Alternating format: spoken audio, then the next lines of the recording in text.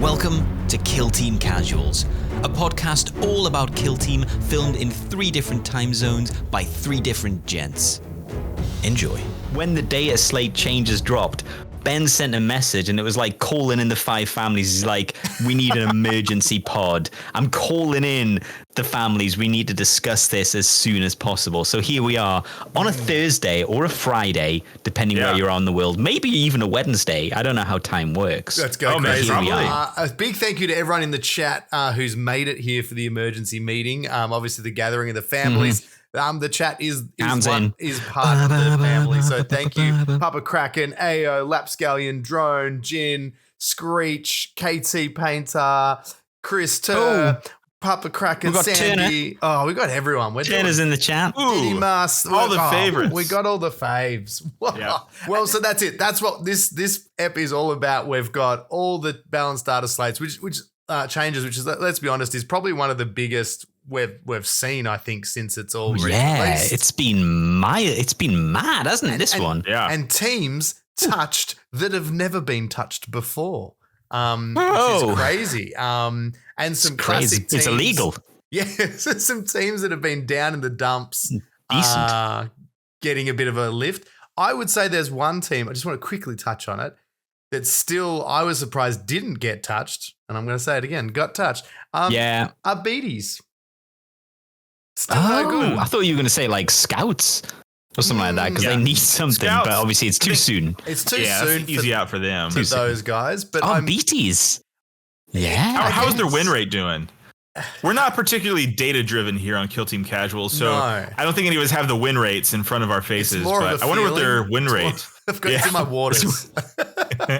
It's more of I've just finished painting some RBDs and I want them to be awesome, and I'm kind of annoyed that their rules aren't as good as I think my paint job is, and I think that's where Reese is coming from. Papa Kraken said 42% he believes. So wow, just throwing that out, just quick on the draw. Plucked a 42% there. Papa Kraken, the official stat man of we've got Norley, who's obviously the what man? Experienced kid, the stat man, stats. Good. Thought you said something else. Yeah, it's fine.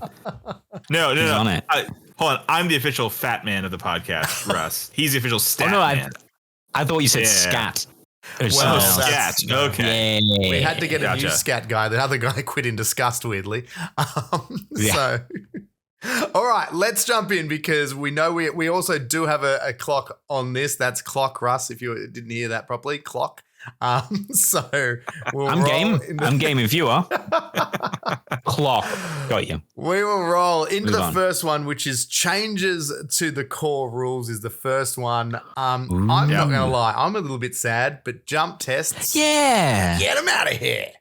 I am kind of sad. I'm sad for Beta Decima. I feel it feels like everyone's got their thing and Beta Decima was like, oh, I make jump tests interesting. And then they were like, everyone hates you. You're not invited to the party. And then, that's what it feels like. I like the jump tests, but it seems like everyone just hated them. And they've lost their thing. They don't have a thing now. They just, I know they have the whole have the weird terrain, that was changed. But still, that wasn't their thing. It was the jumping. Yeah. It was the jumping was their thing. The jumping was objectively the problem though, right? Yeah. But I get it. I get it. I just feel bad for it. That it's like, hey, I'm the dude that, you're going to fail your jump test. Now the game sucks. And I kind of like that about it. It's not interesting. It's got its own, he's got his own identity as a game mode. Yeah, it's meant to, for me. I kind of feel bad. Yeah. Yeah. I think it's that feels like he's been neutered. You wanted it in there because it was that one thing you couldn't control. You know what I mean? You could have the best laid plan. Interesting. And I get that maybe it's the idea of a Space Marine tripping over his own feet, over jumping only half a meter. Thematically, it's stupid. I get it. It is stupid, yeah. But I love that idea that it's just like you have this best laid plan, you've done everything right, and your guy just goes, you know what? Can't do it. Ooh. And it's I'd love to help you out, brother, but I can't make the jump. Everyone cops it. I can't make that jump, and you're looking at it like it's you can make it. Can't help you out. But I'm just going to stand right here now. You can do anything else. No. I'm sorry, sir, but I cannot make that jump. Yeah. I feel like looking at it.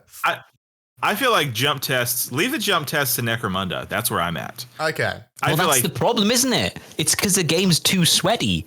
It's too competitively tuned, which I love, but it does mean that anything like this, as soon as they introduced it, you were like, well, that's going to have to go because it's way too swingy. And it's and it's kind of sad that this just confirms that we can't have fun things. Yeah. We have to have like, it can't be fun. I mean, it can be fun, but it has to be competitive. Rails. Yeah, which is, it's kind of sad for me because I was like, we're definitely never going to get throw a grenade, it bounces around and then blows up somewhere else. We're never going to get that. And I think this is confirmed to me. Though. That is so fun. Yeah. And again, it is fun, but we're not allowed fun rules. No.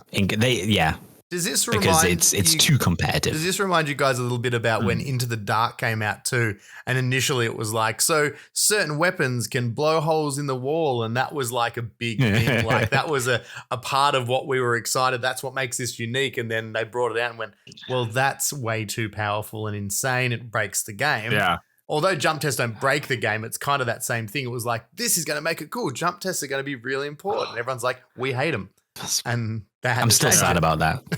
I mean, it breaks. Unfortunately, it breaks the team for some games, or breaks the game for some teams. Pardon me. Yeah, it's a shame. It's like, but it was a good change in terms of.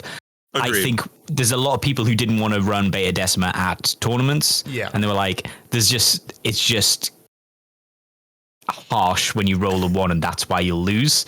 And it's kind of like if you roll 3 1s, you might just have lost this game if you roll 3 1s in the wrong place. So I get why they've got rid of it to make it more competitive and more acceptably to use it in tournament science. I think that just makes sense. So makes sense. Well, speaking of, that's I guess where it takes us into the changes to Kill Zone Beta Decima, and this is obviously part of exactly that, more doubling down on making it more achievable and approachable from a competitive setting, I would say. So they're changing restricted line of sight. So the target operative is now not visible instead of obscured, which I think this is a very smart that's change. Good. Yeah, I think that's I was just about to say fun, but it's not fun, but it does make it different that you like what stops almost everything. Like marker light stops you being able to be like, well, I can remove obscure so I can still shoot you. I don't know how it's going to work just because we haven't seen it. It's only just dropped. I've not played it since, but I think that's good. I think that's a good change. Oh yeah, I think it's awesome. I think it's. I won't say it fixes it, but like I think it makes a huge step towards fixing it, and I'm really really excited to play on it because I haven't played on it yet. And like it is. This is not my idea, but like I've seen this thought bounce around that. On the part of jump tests, like maybe happy medium, a failed jump test is a couple of mortal wounds, and that fixes it. Thematically, I don't know why you're losing mortal wounds, but you still, like that morale, some element of risk, something like just like exactly. Maybe you lose some morale or jumping. I think maybe you took a big whiff of like warp steam, you know. Maybe -1 to your ballistic skill for the rest of that turn, just because morale. You're like, God damn it. It's like where you do that stumble where you nearly fall mad at his ledge. Which is fine if you didn't mean to shoot, but if you did, -1 weapon skill, -1 ballistic skill. Actually, like that. Something to I think that's my favorite solution that I've seen. If you are jumping and you fail, -1, maybe you count as injured for that activation. Maybe that. Yeah. Oh wow, that's hard, but that's better. But that's better. That means it's important because if you were charging and you fail, you're like, oh no, I've just gone into combat and technically I'm injured now. That sucks. A few people said I slipped. Whoop. Yeah. A few people said in the chat too, or at least being able to spend CP to re-roll it. So again, you can stuff it up, but like, you get lucky if you've got CP in the bank, which is good because it punishes you that way that's a CP now you can't spend on a stratagem or a ploy, which is still hurts, but you didn't get stuck. It's still not as bad as having a character just like, I'm in danger in the middle of nowhere. Now it's free. Done. Yep. The restricted line of sights. So that's a good change. And obviously with teams like Pathfinders who are pretty oppressive with their ability to ignore obscured and stuff like that, that's pretty powerful. Yeah. I mean, this is only obviously ground level fire. Yes, because that's like so like everyone's still hopping on gantries. It's still, but then it didn't anyway. Yeah. And then the next one, and stuff. the last one, is the tactical ploys that allow one or more operatives to be set up outside of your drop zone. Example, sneaky git or dimensional translocation. Such operatives must be set up wholly within 2 circle of your drop zone. What do we think, lad? For Beta Decima specifically. Yes, this is just Beta Decima, correct. Yep. Yeah, feels good. Feels awesome. So you can't have a sneaky git up top on the Ferrotonic Furnace or whatever it's called. So it feels great. Awesome. Did you guys feel that this was something that was being abused, or had you heard of that? Yeah, that these forward deployments were, I guess, getting oppressive early on, like as head putting them on the furnace or whatever. Yep, they're always annoying. Yeah, they're always annoying. But annoying even more so when even more so on Beta Decima, where like normally it's going to take you how many inches of movement to climb up. How many jump tests are you auto passing to get that sniper up there? That's it. So, that's it. Awesome. So it feels good to me. I'm about it. Good changes. Yeah, I think they're overall good changes to the longevity of the game. Yeah, and as we said, the big thing making Beta Decima more appealing to being used in tournaments and that sort of stuff, which is obviously what G-Dubs wants to see. Is what's the point of bringing it out if it's just going to get ignored in the larger community? We'll move on to some teams now. So let's jump in. These are alphabetical order. Solito. Not.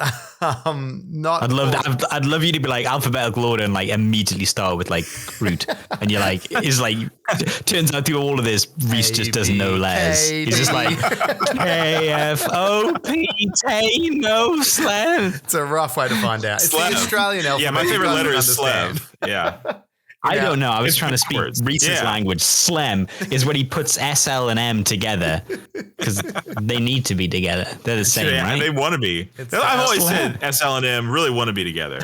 Yeah, a family that slams together stays together. That's what they say in Oz. Yep.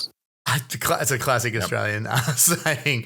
The Chaos Cult, surprisingly, alphabetically, is up first so far. Fingers crossed that is correct. The CC. Only 2 changes. Diabetes. I think one bigger than the other. The first one is the winged accursed gift is deleting the first bullet point. And the first bullet point is basically you have fly, and then the second one is you don't like traverse or whatever it is. So I think essentially they don't count as having the fly keyword now. Which feels.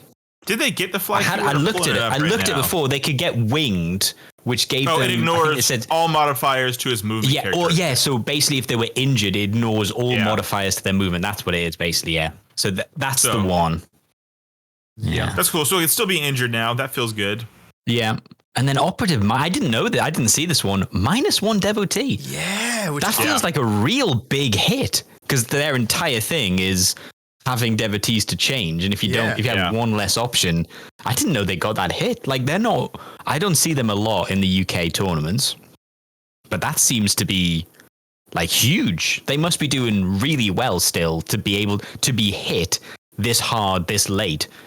You know what I mean? Yeah, it's someone's ruling. Yeah, that's it. I'd say, who out of us three, and we sort of chatted very briefly in the green room about it, that, we didn't think that this was probably a change that was needed. Like, I don't think anyone was ever like, and the only thing I can think is potentially, are they saying it's more of trying to bring them in alignment with their amount of activation? So it's not so much about that one extra devotee is making it tough, but it's maybe having one extra activation or GA is making that harder, that it's too many, or it's not. I mean, they're all GA too, aren't they? They're GA too. So it's I can't.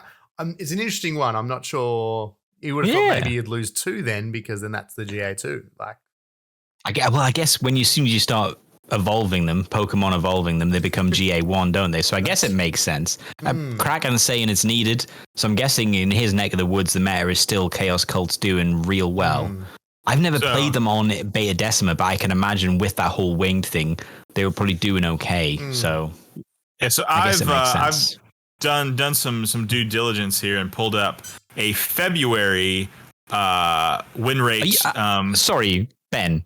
Are you doing prep on Kill Team Casuals. Get out. Well, I think prep requires that you do it ahead of time. So not technically prep. I'm doing it as long as we're still flying by the seat of our pants, I'm okay with it. Yeah. That's fine. We're still flying. Yeah. So I have some win rates here. Shout out to old John Reese and Canyola Crit. I'm looking at his stuff. Looks like for February they had a 51% win rate for the Chaos Cultists. So good then. Not a problem. Don't need to be touched. But like community wise, like I think still at those very high levels, they are still like that can be a problem. So feels good. I'm not complaining. Yeah. Okay. All right. Let's move on up to the next letter in the alphabet. Which is F. Warp Coven. We go C, F. This checks out. Okay. Let's pause right here. What do you guys think their win rate was for February 2024? 40%. Of Farstalker. 40%? Yeah. I'm going to go 35.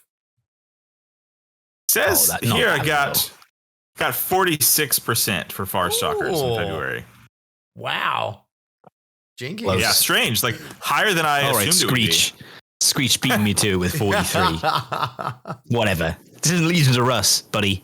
I think because I've played these guys recently a couple of times. I really like their team, but I mean, that's really genuine. That win rate genuinely surprised me just because they are they're a tricksy team. They don't take they can be good in the hands of a good player, but I wouldn't think one that they're hugely popular, and two that their ability to beat a lot of the good teams I think would be like I feel like they'd be hard up against it.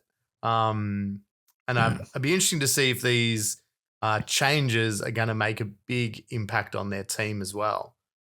Yeah, so correct me if I'm wrong, but from what I remember, the Farstalker Kinband is that they kind of struggled against good save elite teams. I felt like that's where their struggle was.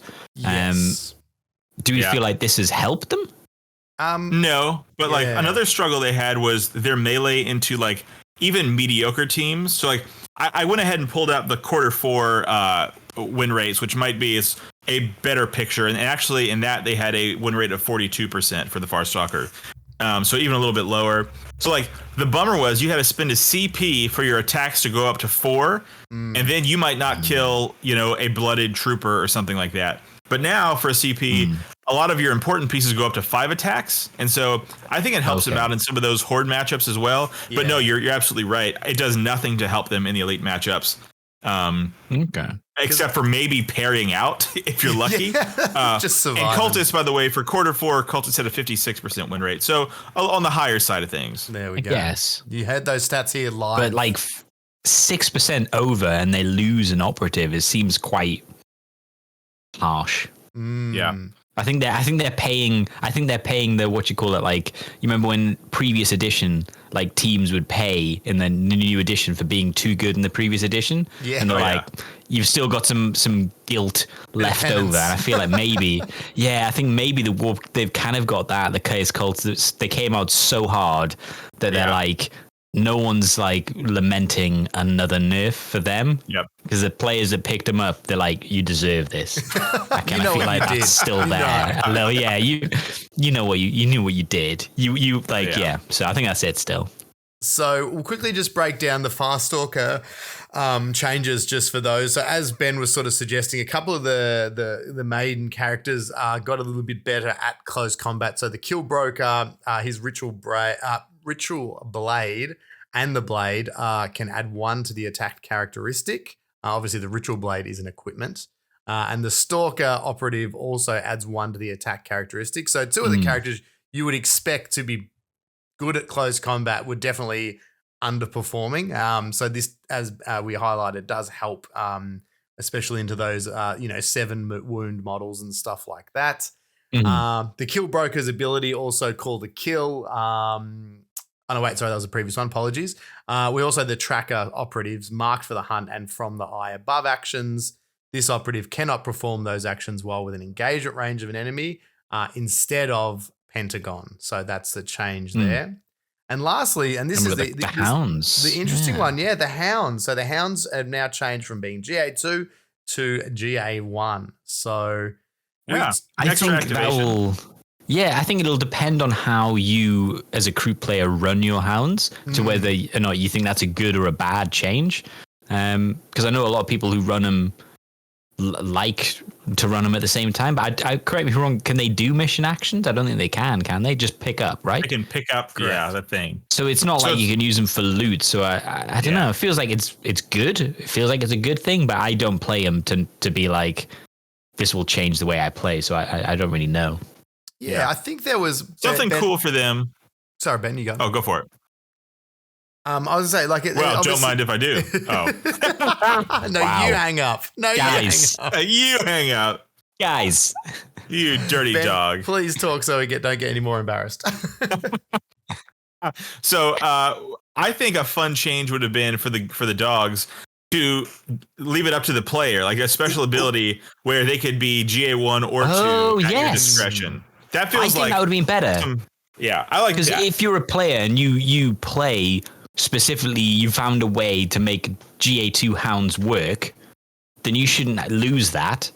No, I think that would be much better to be like, like Packmaster, Alpha Dog. You pick an Alpha Dog, and as you activate that dog, you can choose to be GA1 or GA2. So if you kill that dog, it doesn't make a difference because the other person doesn't have a GA. You know what I mean? Like, but that's thematically. Give one of them the alpha keyword, and then they can choose. That would be much better. Wouldn't it be better? Look at us go. You know what I mean? Look at us go. Look at us. I'm sure they're listening. High five. Sure. Yeah. Boom. Saving the world out here. Yeah, I think that's one pound at a time. You nailed. That's pretty much what I was going to say. I'm sure there's people that have worked out ways to, because obviously there's benefits to them being in combat together. So I think a lot of people would work them up and charge them together. But that's it. As the game dictates, there'd be times, geez, I want an extra activation. And I think, having the ability to control that's another unique thing that would be just for the Farstalker. It's another, I guess, fun reason to have the hound. So it's something else. Because it's not like they break the game. No. Like other teams. So like if they have this one weird, unique mechanic, go for it. Let them eat cake. That's what I say.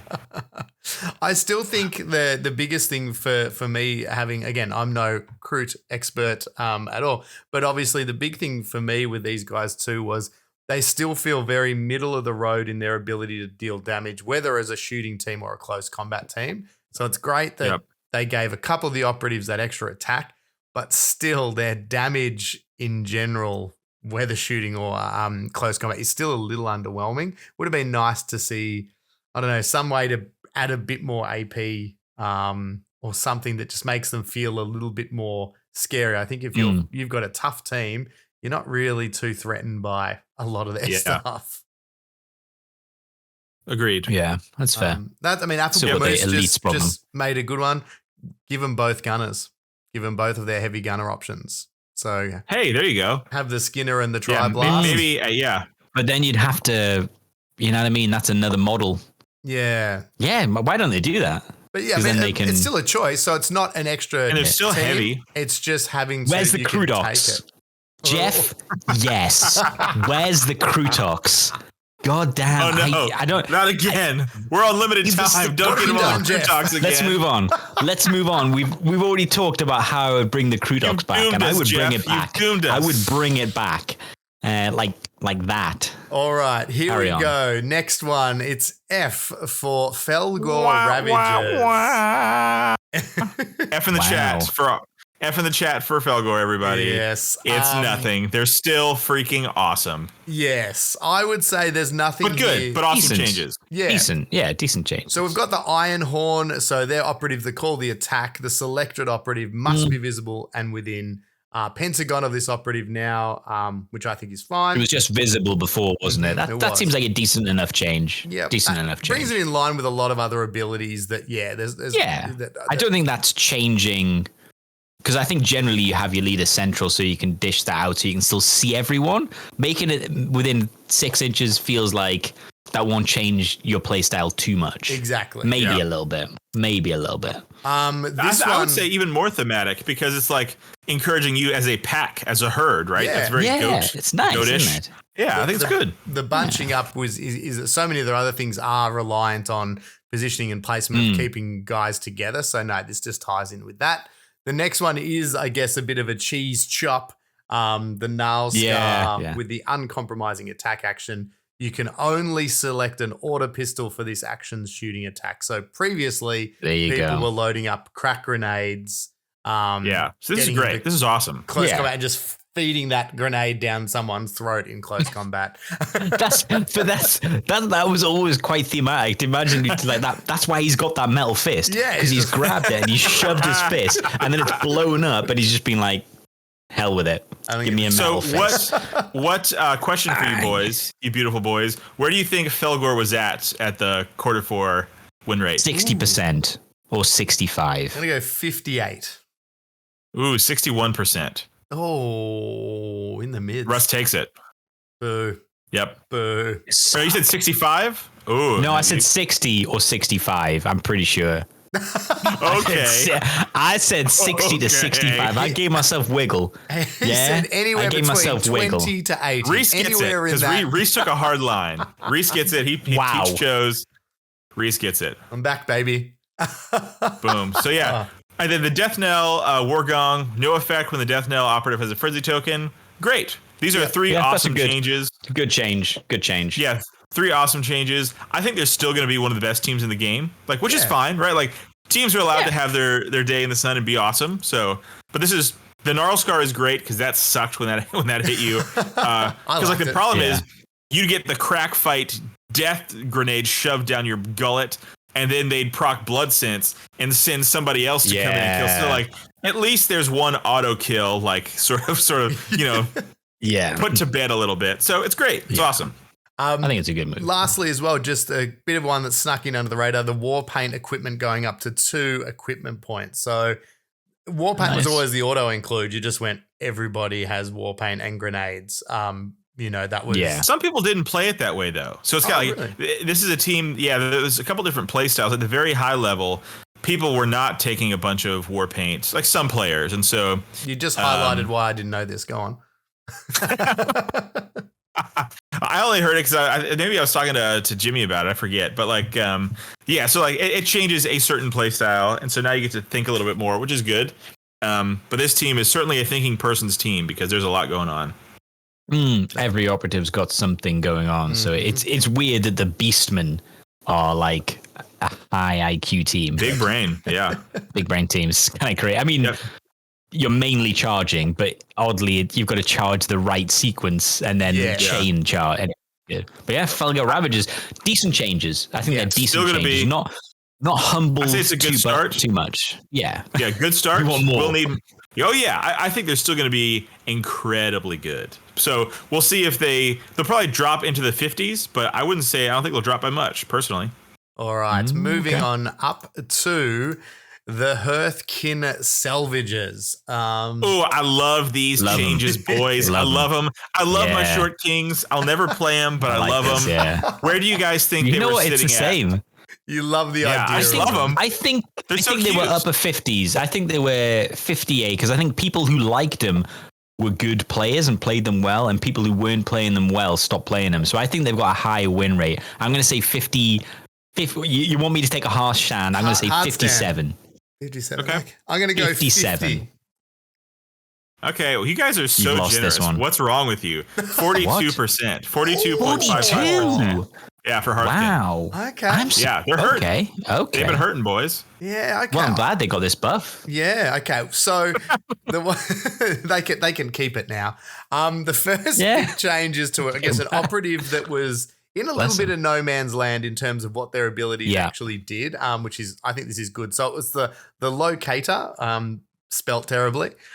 So first, their early detection ability, in addition to what it already does, enemy operatives cannot move until the firefight phase of the first turning point, which is real nice. If depending on what team you're into against, that's lovely. Like what you call it, scouts, the dash, dash from the orcs, the vet guard, line dash, like all this stuff. Yeah, Lovely. so a very nice change there. And then they've also got their pan-spectral scan. In addition, the enemy operative is not obscured for that shooting attack. So I don't know what this used to do, but also not obscured is also great. So I don't know if it was just they count as engage, but I have no idea what this used to do. I'll bring it up and we'll do it live. I was going to say Reese's Rules. Which one? What are we looking up? This is the pan-spectral scan. So this is the locator. Here's one I prepared earlier. Pan-spectral scan. So it was just no cover before, I believe. Yeah, so your scan token down. Jeff just confirmed. He says just no cover. Cover. Yeah. So wow, then that's a hell of a buff. Yeah. Oh, it's a big from just no cover to no obscured, no cover. Mm-hmm. Okay, I mean that's a beta decima, although not anymore now that it's visibility, not obscured. So it's just nice. Yeah, it's like a buff huge that quality of wasn't life as good upgrades. As you thought it might have been. Yeah.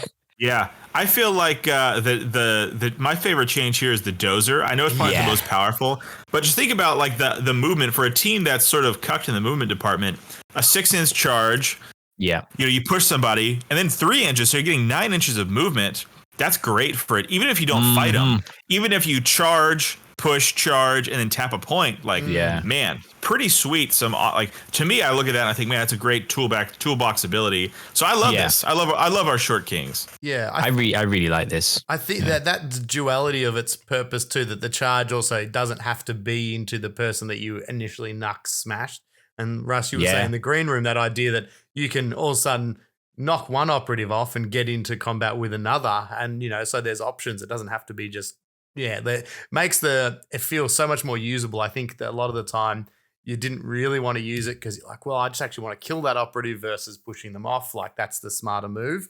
This definitely gives it a bit more, more than one usage basically, which I think is really, really powerful. I mean, I think he's 4/4 damage, but but you can do D3 wounds, can't you, with that Nux Smash? So maybe if you get lucky, you can do 2 damage to a fully wounded vet guard kind of model, get him down to 4, and then D3 plus 1 mortal wounds on your. D3 plus 1, even better. So you could potentially take an 8 wound model out without taking any damage back. Like if you double charge someone.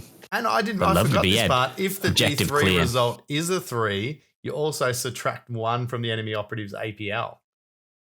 I didn't know that. That's awesome. So he's a real objective. Yeah. This guy makes me want to play this team again, single-handedly. And that's cool. Good. Jeff makes a good point too as well. It stops that thing of him doing the Nux Smash and then just being out in the open, being able to get back into close combat to tie up so he can't be shot as well. Just increases that survivability. So there's real man, hiding in the combat, you gotta love it. A big thank you as well, quickly, guys. Primaris Painter has just subscribed. That's 7 months. Oh, man. Has been champion of the show. 07. Thank you. 07 for you, sir. 07 in the chats for you, for sure. Everybody, 07's in the chat for Primaris Painter. 07's in the chat. I don't know what my keyboard is. That's one from us. Awesome. All right. So moving on, I can't wait to see Ben get the short kings out there on the table. He's been officially won over. This is your time, Ben. Why? Why do you say that? Well, what makes you say that? No. Why do you think I would like him? Why? Because I'm short and fat? Why is it? Is that why he's? Wow. Moving on to Hierotek Circle. Man, what a time to be alive for Hierotek Circle. This team has gone through some business. Look at this. We've changed the font. It's that small now. It's that small. Yeah, I'm going to have to read it off the other screen because that's too small. Yeah. Man, this is so huge. This is just insane. Like, so many things. So let's start off with the obvious, right? What does Russ hate more than anything? It's the nanomine. My God. The nanomine is now a shadow of its former self. Still very useful, but not just the big, you're going to have a bad game button. Now I'm loving this. Targeted. Great. It is, you're placing it down in a choke point. You know, it is no longer the bad time button. So that is awesome. Doesn't affect dashes. It's just so the big dashes. It's loving. Yeah, it's to a minimum. This team is no longer unfun. Love it. Yeah, and so with that, what we have traded are some incredible things. Number one, starting off, you reanimate on a 2-up. What? This is huge. There are people in the chats talking about how it's not that big a deal. It's a huge deal. It is. Get your life together. Get your head in the game. It's a game changer. Like that means now you have a 5 out of 6 chance to reanimate. What is that? So now you have like a 60% chance to not reanimate. That feels awesome. And then moving on, what are the other new ones going all the way down? The Chronomancer. We talked about that one. The Technomancer. Operative's rights of reanimation action. Delete the first paragraph. Second paragraph becomes an ability. In other words, it is no longer required the operative to perform an action. So what used to happen before, the Technomancer, nobody would take him. You'd have to activate your best model, spend an APL to put this bubble out. Well, now the bubble is always out. And so that bubble is an extra reanimation bubble. So now you have one bubble from him, one bubble from the reanimator, and one bubble, and then one, board-wide bubble. Yeah. So that's awesome. I think you actually take him now against elite matchups because his gun is 6 attacks, hitting on 3s, 3-4 damage, AP1. That's just a freaking jackhammer. So this is great. You're gonna take him now sometimes. You got the Psychomancer change as well. Yeah, we could honestly just skip that, but we'll read it out of common courtesy. Operatives conjure trauma action.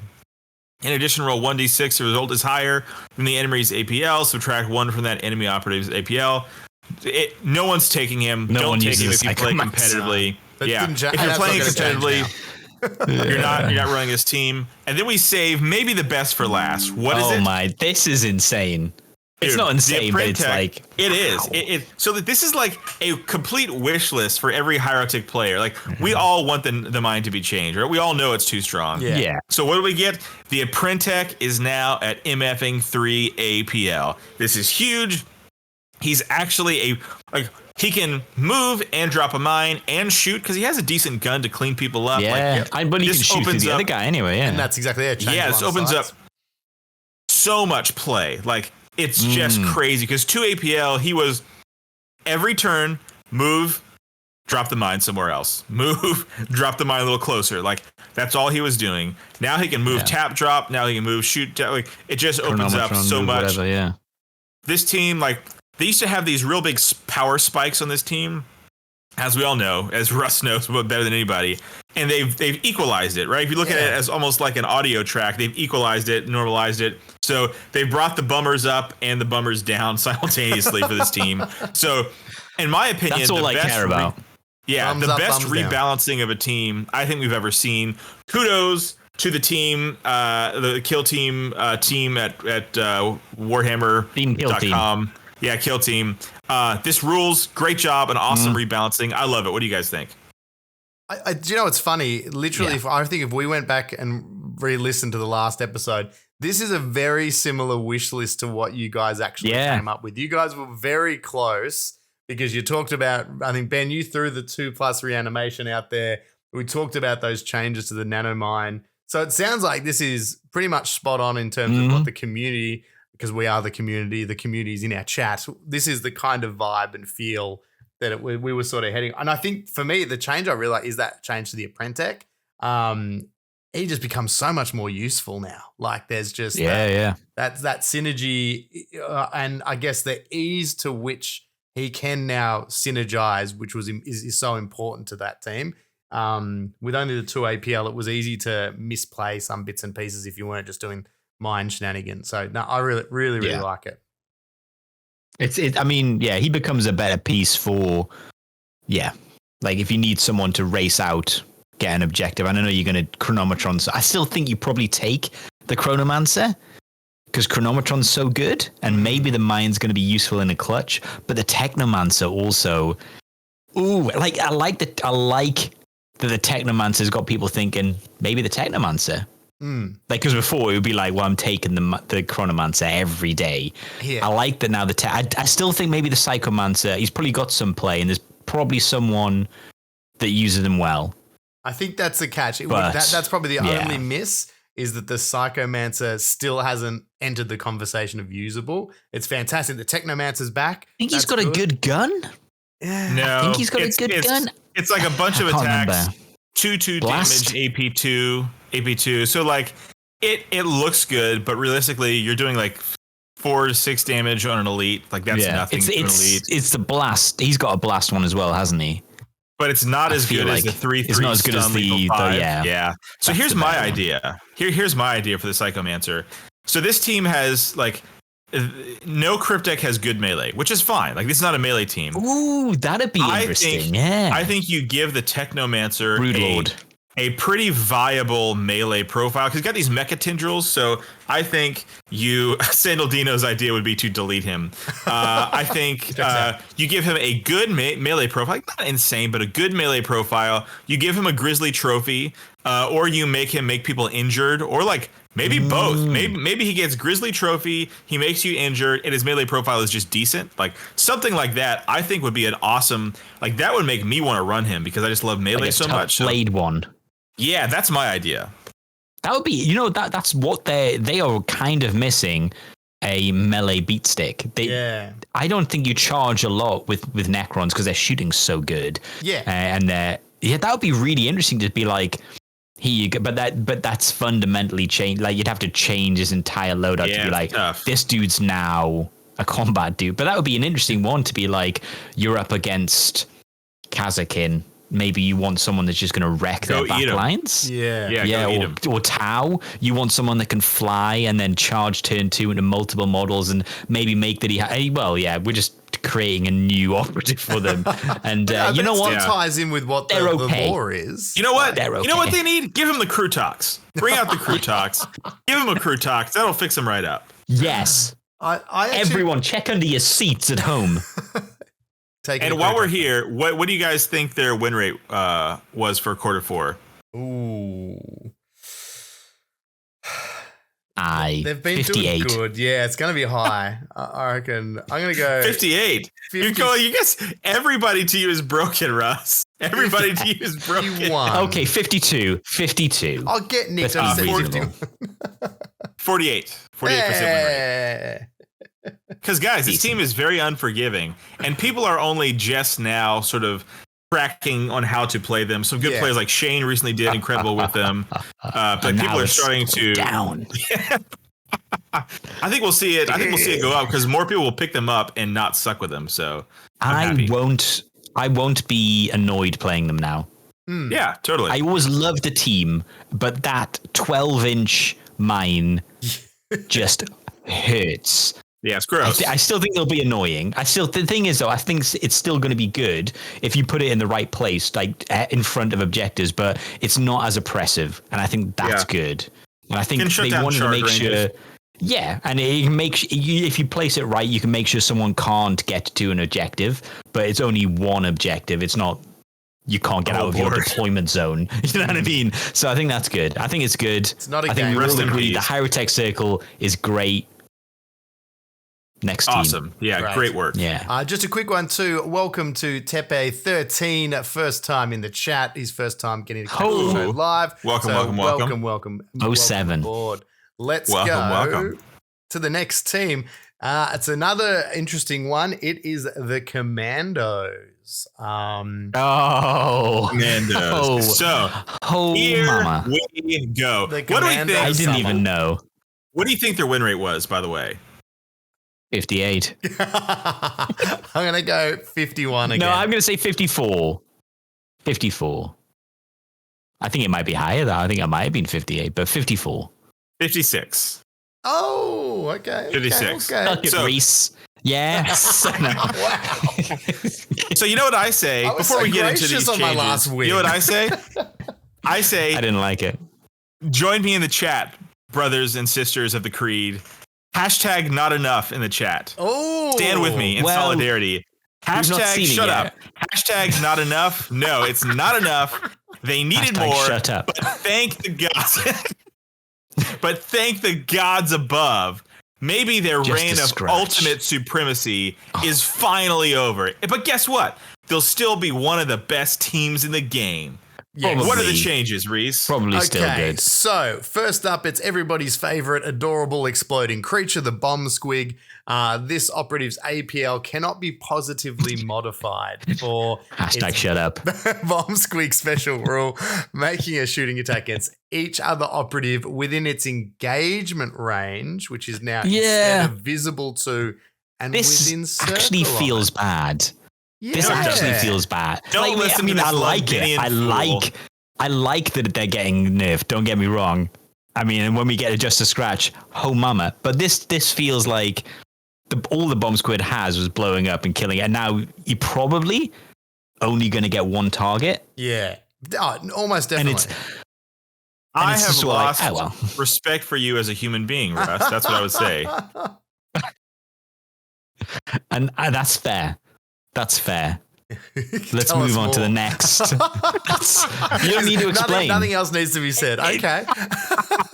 You think I respect me? Please. I wake up and spit in the mirror. Next one. Chopper. The chopper equipment here. Subtract 1 from the weapon's attack characteristic. Note the Commando boy operatives are unaffected. Cool. Love it. So this stops your gun specialists being close combat specialists as well, basically.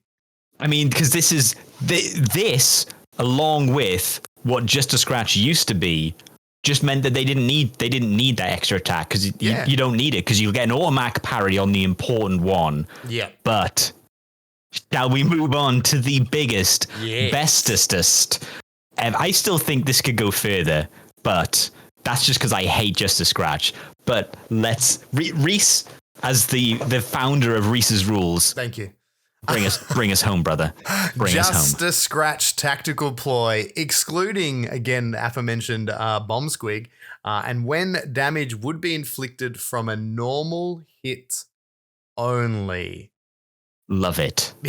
I mean, this is still going to at some point eat your lunch, as Ben says, because you're not going to get 2 crit hits. So you get a crit hit, and then they parry, and then maybe you've got another one, and they go just a scratch, and you're like, okay, well, I'm still screwed. But it is better than that first crit just doing nothing. Yeah. So I like that they still get something, and I think this was a decent start. But I do think that maybe they should get you reduce damage, not just you ignore all of it, maybe. But maybe that would be interesting.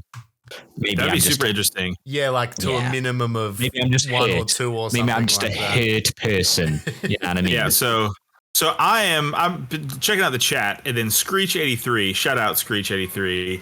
I'm not sure who you are on Discord.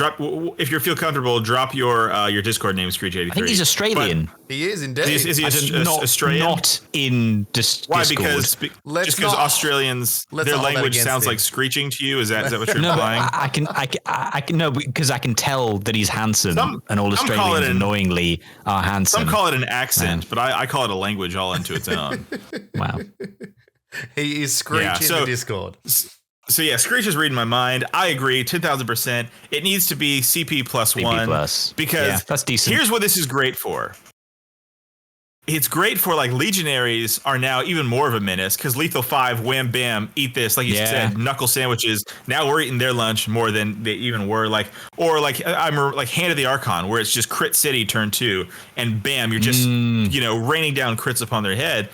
But for everybody else, hope you get 2 crits, or else guess what? You're still screwed. Yeah, that's it. If you're not got something that can guarantee crits hitting through lethal 5, you're in. Yeah, I still think it's going to hurt because you get that first one through, and it's not going to hurt as much as it did, but it does still mean that, they might still be able to survive a combat, which you needed to guarantee a kill. Which is. But I like the idea of CP plus 1. It's just, Sometimes I don't. And Screech also has a great point about the bomb squig, which again, this is how I've seen it played. Like the bomb squig is really just an extra activation at this high level of play, where it's the threat of it really is kind of like you don't even need it because the team is so good, without it. And most players just use it kind of as like, he's back here. Hope you forget about him. Maybe he'll run out and blow up. Maybe he'll just be a pass for me, or just a move and pass, so that I can he's always engaged. You out. So it's kind of rough sometimes. I think this team will still be one of the best teams in the game, but it is nice. It does feel good again for a not particularly data-driven podcast on feels, it feels great. We can all say that. It feels It's got awesome. good mouthfeel. It's got great mouthfeel. Exceptional. Yeah. I think feels great in this mouth. Right it's here. one of those things too. I definitely err on the side of when they are bringing in nerfs and changes too, that leaning towards not being too heavy-handed, because there is also nothing worse than when you've got a team that's performing well and then they just make them borderline unplayable. I don't mind soft touches to bring things back in a line versus just nuking something. That's where I agreed. I feel it's just agreed, except for Commando. Nuke 'em. We were doing alphabetical, and you skipped past blooded. Reese, glory kill got buffed, right? It got like relentless or something good, right? So visibility. Sorry. I'm so sorry. Nothing. Still nothing. No. You know what I was thinking today?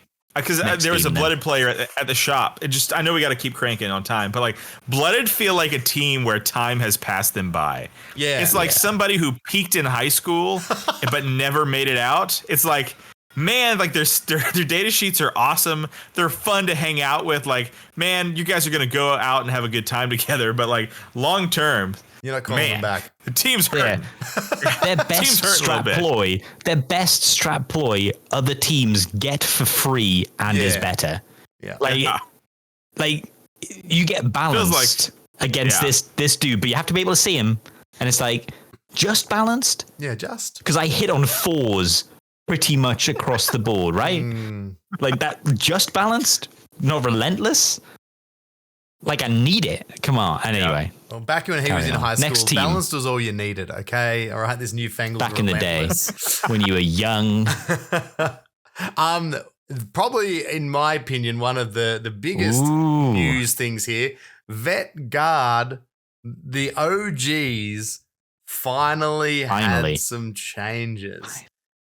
Finally crazy that they have lasted this long. Finally happened. So thank God Almighty. This is, again, talk about feels, just on feels alone.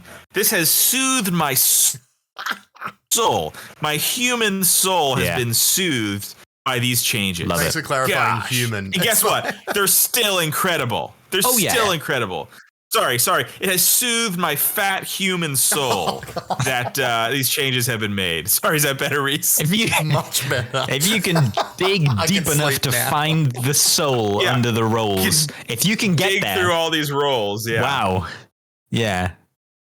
But yeah, I mean, the spotter change. I like the spotter change. Yeah, the spotter. Yeah. So we're I also love. Action. Can we just talk about as Reese is going first up and then randomly picks one? Have you been noticing this? She's like, so first on the block, demolition veteran. It's like that's neat. And like you've done it a few times. You guys keep going rogue, and you start talking about things, and then I have to pick it up, so we're not going backwards and forwards. We do be going rogue. Yeah. So first, I'm going to interrupt. I need you to get all the way off my back. Wow. I'm going to interrupt here. Where do we think their win rate was coming in at? 53. 53. I think they were a higher than average team. I want to say 53. My heart says 56, but my heart is also wanting to win. So 53. Reese? Do you know what was the best thing? My headphones dropped out, and then all I could see was Russ doing these super elaborate hand gestures with no context, and it was amazing. So what's your guess based on that? What do you think? Rate of Russ's hand gestures? Oh man, 55. 55. Interestingly, 48. Ooh. Wow. Do we think just goes to show? So I win. So I win. I don't care about that. I win. Yeah. It's just they're hard to pilot well, right? It's all it comes down to. They're devastating when piloted well. Being played less as well because they are OG. You know, there's so many new shinier things coming out as well. You still see them at almost all tournaments. Someone will bring out a Vec. I know they're a solid team still. Everyone has them. It's still. Russ, let us start from the top here. Should we actually talk through the changes? If you can find the top, Reese, take us away. You know what I mean? So the spotter veteran at the top of the list. So the spotter action now treats that enemy operative as if it has an engage order unless that enemy operative is in cover provided by heavy terrain. Makes sense. Overdue, like this one, I would say. Yeah. This has been... Yeah, this is awesome. Feels great. Thank heavens. Now, Demolition Veteran is the second one. So he's got 2 changes here. So the operatives detonate special rule, change the distance required to circle instead of square, and an operative cannot be a valid target if heavy terrain is wholly intervening, must be able to draw a cover line from the center of the mines token to any part of the intended target's base without crossing heavy terrain. Nice. So good. So it's really just tightening it up, isn't it? It just making it... Yeah, I think so. And then most importantly, they can only perform this action once. Everybody applaud in the chat. We did it. Vetguard is finally playing the same game that we've all been playing for the past 2 years. Yeah, God, it feels so good. It should have been limited, but it wasn't set as limited. It feels like they should just say limited, right? Instead of you don't need this. Just put limited next to the weapon profile, right? But I guess it is technically, is it planning the mines in action? That's where I think that's the catch, isn't it? So okay. Maybe firing its limit. Yeah, anyway. Yeah. But I'm with you. That's awesome. One mine. Have you guys, this is a question for you though. Have you guys ever played, and maybe you have, how many games have you played where someone has managed to not only plant 2 mines, but also use them in 4 turning points? 0. Yeah. I've never played a game where they've planted more than 1 mine. Oh, so let me tell you a tale. Top table again. Maybe top table. Yeah. Listen, let me tell you a tale of my legionaries, boys. Please. Wow. Turn 2. Story time. Last activation, demolition mine. Who does he blow up? Tribe talent. RIP. That's okay. Here comes initiative. I win initiative. But wait, they reroll initiative, win it. You know what happens next? They take the initiative, activate the demolitions guy first, zip over, and then kill my leader.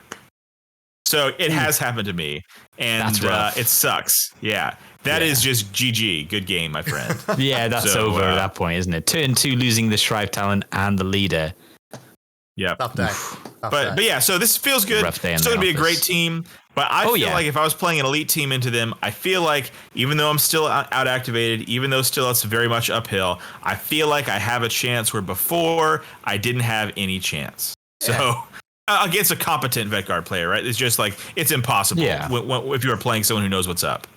So this feels great. Good stuff. All right. Yeah, I like this one. Moving on up. So the Void Dancer Troupe.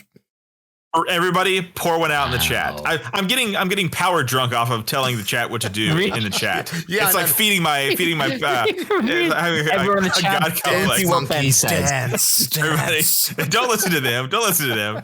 Pour one out in the chat for Void Dancer Troupe. This is the single change. Pour one out. I don't know. I don't care. They're smart. They're smart. They'll figure it out. Pour one out. This is the single stupid change. This whole team's... I'm sorry for just taking over each section when it comes. I've just realized that I've done that for like each one. But here we go. Void Dancers. Every team gets to break the game in their own way. Fly was huge for them. Now they don't get fly. They have removed the fly keyword and they gain the following ability, flip belts. This operative has the fly keyword for the purposes of moving around and across other operatives. However, each time this operative is climbing or dropping, treat the total vertical distance as 2 inches. So they don't get to traverse for free. They don't get to drop for free. Like, better to have climbing ropes than to be a Void Dancer with a flip belt at this point. Better to be a Chasselas with a rope than a Void Dancer with a flip belt. I think this is awful. I don't know what happened. And let me go on record by saying this. I hate Void Dancers. I think this team is garbage. Oh, no. I hate playing them every single time. And still, I will stand up for them here because this is just gobbledygook. Until you said better to be a fire warrior with a bit of rope than a Void Dancer who's just like, oh no, that's kind of true. That's sad. I was like, oh no, that is kind of sad. It's a little dude kind of like, and he has to use that to get over a barricade. I mean, that's embarrassing that he's doing it better than than this flip belt wearing elf. Yeah, we big bummer. I'm kind of with Papa Kraken as well, though. You know. we talked about part of me is like, yeah, a little bit.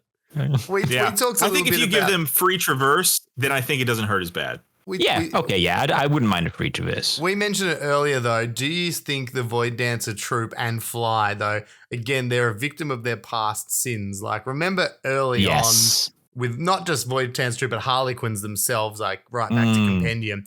They've Last always edition, been that team that everyone's hated playing against. And as you touched on, they're having Fly on everything. They've a fundamentally broken rule of the game, which is all about cover and traversing and climbing. They got to just ignore that huge part of the game. I reckon the next data slate will have still this in there. They'll walk this back somehow. But they'll walk it back. Yeah, like as you said, they might add the traverse wording in there or something. I definitely think the Fly thing needed to change because especially like even our Beta Decima, all that stuff, like it's just so powerful in so many instances. But this is probably, this is a bit too harsh. RIP. Yeah. What do you think? I still also agree with what Papa What do you think their win rate was? Look, also according to the chat, we've been told 49. We've been warned, Russ, that not every team can have a 50% win 58. rate. 58%. We'll get to them. We'll get to those 32ers. Yeah. But just not yet. 44. 48. Sorry, I tuned out. Did you both answer? It's 59. Sorry, I don't know what you said. 59? Yeah. 59. Ooh. Okay. Wow.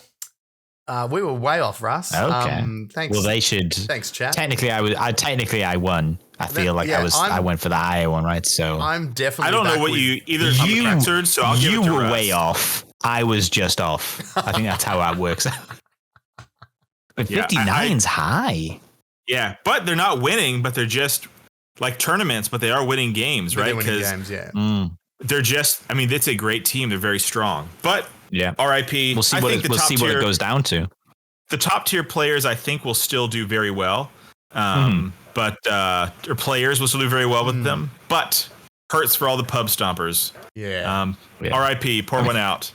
I mean, Lapscallion has correctly identified the ill logic in our guessing that the teams that are getting buffed, we're being like 58, and the teams that are getting nerfed for like 49. Is like, you do realize, right, for a team to get nerfed, it probably has to be over 50. So, hey, Screech gave you guys a little hint here.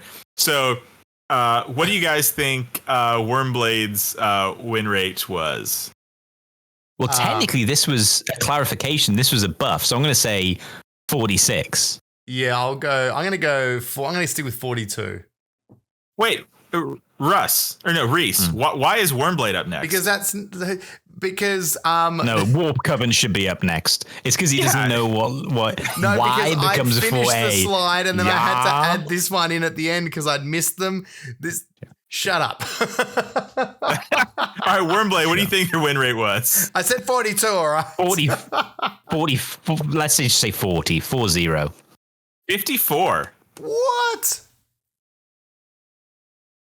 I mean, I'm looking at the February 2024 quarter 4 true win percentage for them from Can You Roll a Crit?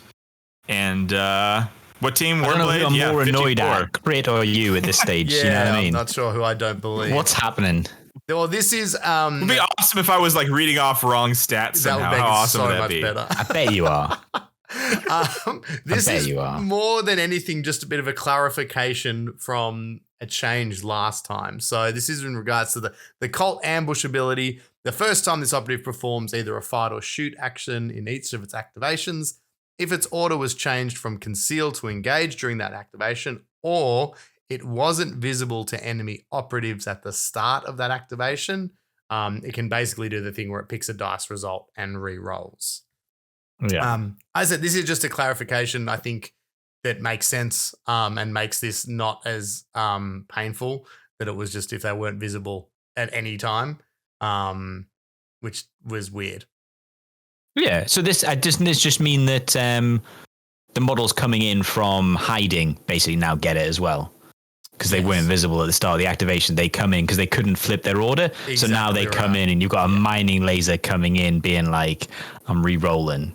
You know what I mean? And you put that sucker next to one of those banner boys, somehow line that up, and then you're re-rolling it all. You know what I mean? Well, you would have been anyway, but yeah. Pretty sweet. Yeah. So Wormblade, cool stuff. I think they're a really good team now. I think they're very, very good. Yeah, it's interesting. I'd love to know what their numbers of actual play, like how many players are playing them, and has that changed? You don't trust. Well, I don't trust. I bet it's not. Wow. I bet it's not many, but they are played by good players. Is my guess. That's the feeling I get for sure. Yeah. All right, now we're gonna go alphabetically back to Warp. All right, here we go. So, drum roll. I'm so hyped for this team. What do you think Warp Coven's win rate was? And I'll give you a hint. Like Screech said, it's not over 50%. I'll tell you that much now. So not 60. Okay. 35. I'm going to, okay. I'm going to go no, that's 38. too low. But I've done it. Really? Yep. Because I don't reckon anyone's playing them. You'll get it because you got higher than me. So what did you say, Russ? 38. I said 35 and he said 38. Okay, it's 42. So Reese, you get it. I was going to say, yeah. So, boy, talk about a team that has never been gotten right. Like a team that dropped so early and it's just never felt right.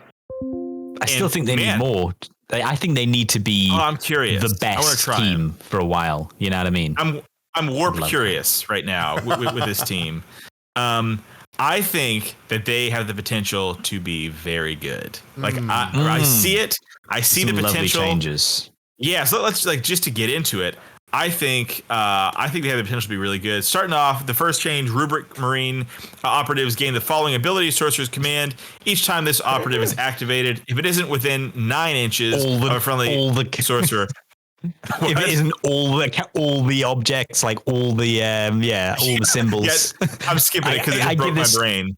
I give this weeks before it's just all. Like pentagon, square, and circle. They're just gonna keep adding them on, adding shapes.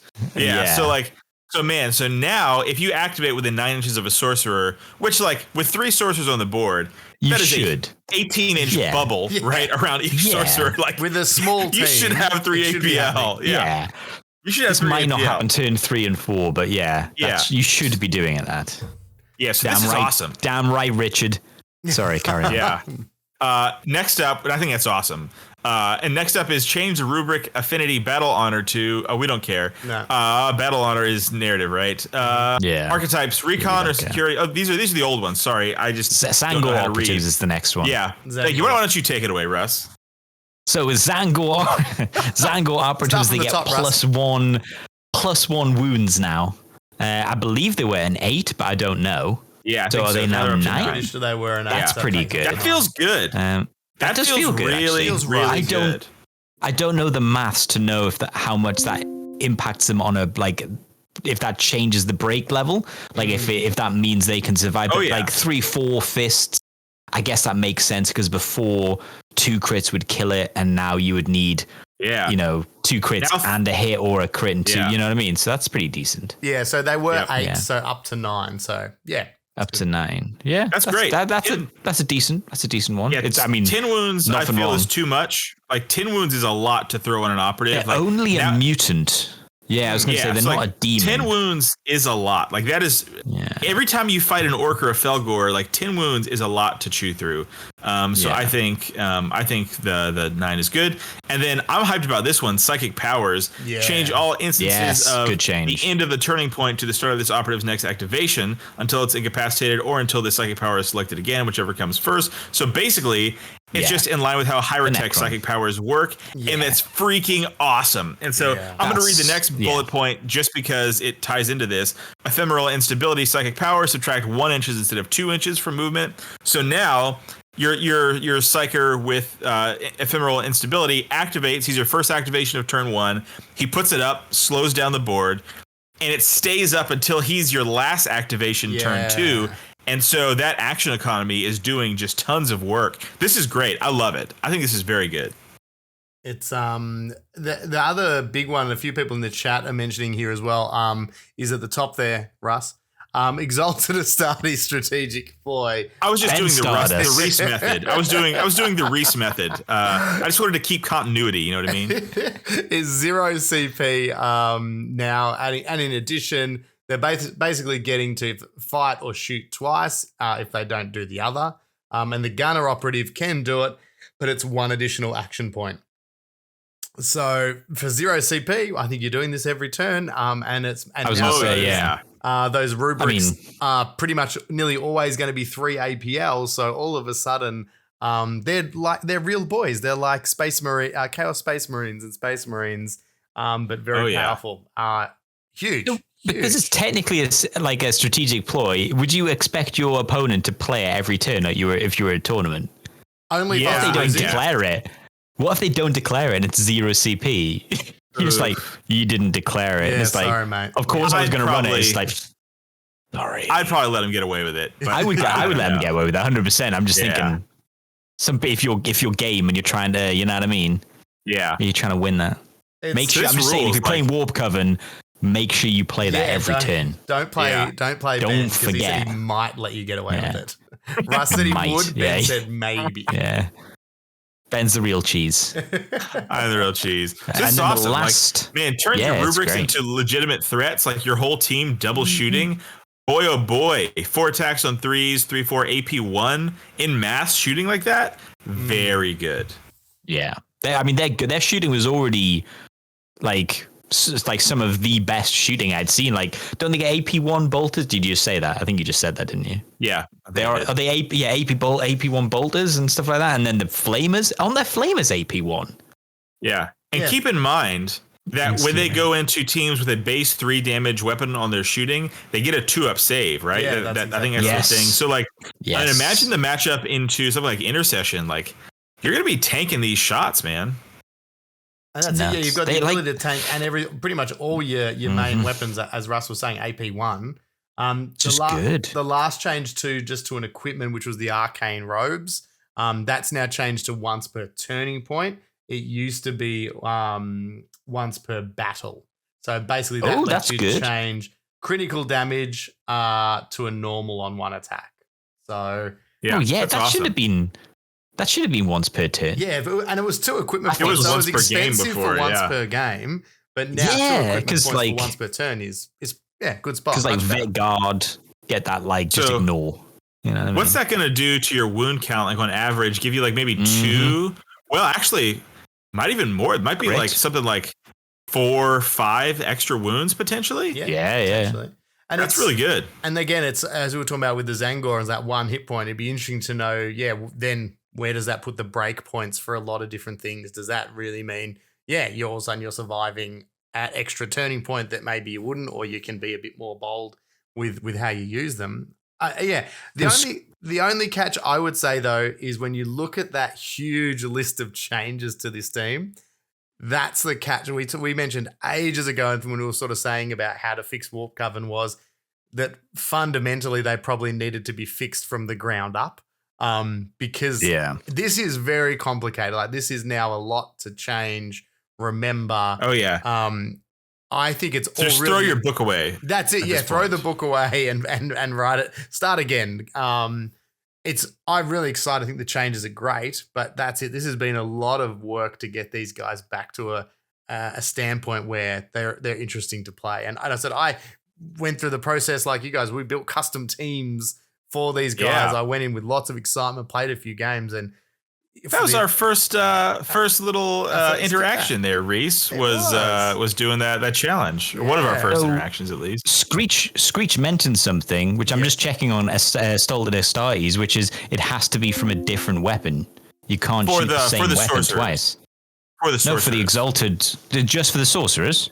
Yeah, just for the sorcerers. It says if it does not perform a fight, it can perform 2 shoot actions during the activation, but it must select different ranged weapons for those shooting attacks. Oh. It doesn't say from the sorcerers. And it does say Warp Coven psychic powers are eligible. I think if you go look on I think Wikipedia has it correct. I would say that can't make sense because they only have one ranged weapon. So yeah, so like your Rubiks can double tap. Your Rubiks can double tap, but it must have changed that. Yeah, your sorcerers can't. Will have to sort of split up their shoots. I was going to say because otherwise there's no point having an art because they've only got one weapon each. It's not like they have pistols. Wikipedia, it does still word it that exact same way. If it does not perform a shoot action during that activation, it can perform 2 fight actions. If it does not perform a fight action during that activation, it can perform 2 shoot actions during that activation, but it must select different ranged weapons for those shooting attacks. Range weapons. And then what does this one? And then it can perform 2 shoot actions. Yeah, no, it doesn't. It doesn't at any point say it can use the same weapon, but that must be the case. Yeah, it's just for the sorcerers. Oh, actually, I see why. At the top, until the end of the turning point, each time a friendly sorcerer operative is activated. Yeah. So that's right. So that's obviously the changes to that top line. It's no. Yeah, it was only a sorcerer, but now it's a rubric. Okay. So that's the change. Obviously, it was used to be sorcerer. I think the chat was howling this at us, by the way, but we weren't paying attention. I was just I was weathering the storm with the chat. I didn't want to be rude, but I was. Well, sometimes it's nice to work things out yourself, like getting win rates correct. Okay, sometimes you got to be wrong before you can be right. Nice. Okay. Hey man, if I'm wrong, take it up with John Reese. If I was wrong, win rates. It's all John Reese's fault. So take it up with him. Yeah. I'm super excited. I want to see these guys because I think thematically how they look. I think they're such a cool team. I've always really, really liked them. But they've always been a little bit. They've had a rough time, haven't they? Yeah, well, so this rules. They are I think, and again, not to judge a book too soon by its cover, but I think they are a real team again. I like that. So, and if anybody is saying it's not enough, I think you need to get some games in with them first. Yeah. Because I feel like this really gives them sort of an identity now. Like, they can be pretty scary. And so, I think, I'm not saying they're going to be top tier, which they don't need to be top tier, but I think they are good now. And or at least at the very least playable and not super frustrating. So man. I'm going to be awesome. They're still a complicated team though, with their psychic powers, with the gifts of chaos stuff you can do, the boons or whatever. It's still not. I still say it's not a hugely beginner friendly team, and also working out Zangors versus rubrics. Now, obviously, Zangors are interesting again with the extra wound. There's a lot to work out, but I think in some ways that's what's been missing from a lot of Kill Team is it's like you take one team because there's clearly the best 5 operatives and you only got one other choice. At least with this, there's some real list building in it, which is exciting. Yeah, totally. Yeah. I'm looking forward to giving them a shot now. I didn't like how I painted my Sangors, so I stopped. But if I repaint the Sangors, I'll get them on the table. Because I like the Sangors and I wanted to use them with that whole little synergy. And so they've got a little buff. 9 wounds now, which is quite nice. I think it'll be very cool. Well, we've done it. We got through that epic tome of a balanced data slate. We did it. So well done, everyone. Kill Team Casual's success rate, victory rate, 100%. Oh!